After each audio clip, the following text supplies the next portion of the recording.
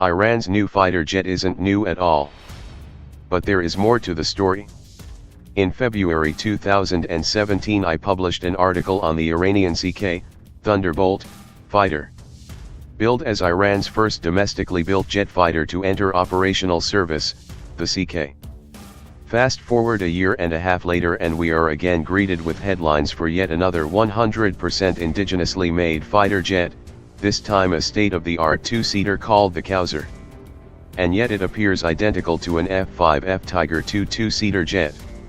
If anything, it is far less original than the Saeqeh, which has airframe modifications including enlarged strakes and twin vertical tail stabilizers. The Kowsar doesn't appear to have any external changes from the F-5F.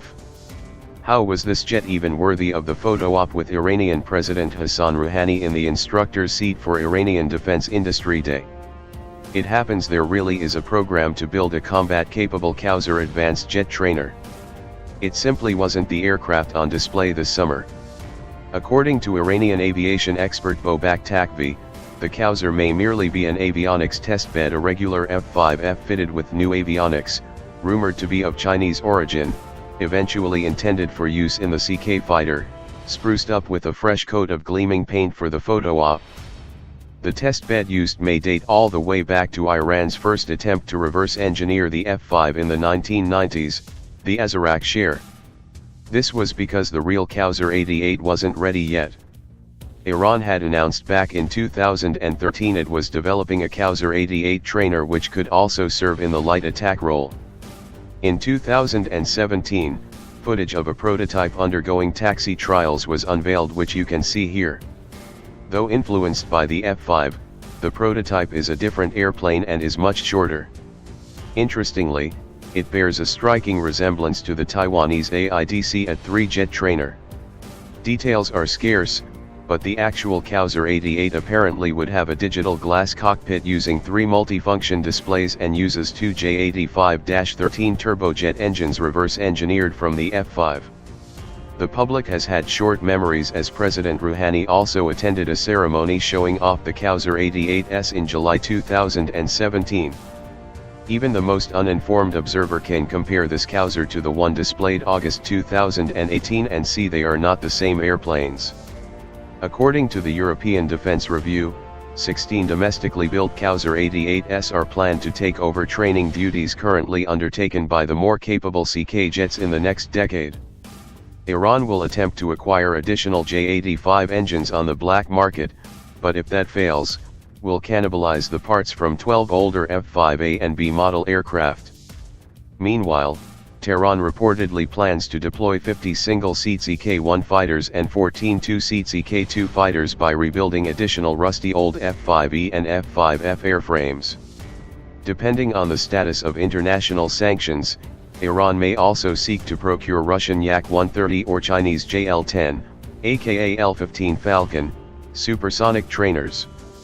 Versatile trainer/light attack jets continue to be popular with militaries across the globe, from China's L-15, to the Nigerian Alpha jets fighting Boko Haram, to South Korea's Fa-50 Golden Eagle, which has seen a lot of combat in the Philippines.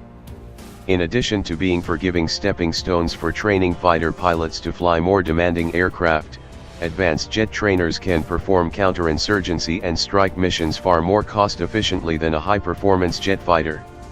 Supersonic trainers with radar can also perform light air defense duties. Of course, these are not the sort of aircraft one uses to fight off F-15 Eagles or F-22 stealth fighters, which is precisely the major threat Iranian defense have to worry about coming from the United States, Israel, and Saudi Arabia. Instead, programs like the Kowsar reflect Tehran's plans to shore up fighter pilot training and sustain the number of operational airframes, capitalizing on the raw material furnished by America prior to the Iranian Revolution if international sanctions curtail foreign procurement, as seems more likely since U.S. withdrawal from the nuclear deal. The latest episode with the not Kowsar fighter illustrates yet again the casual dishonesty of Tehran's propagandists.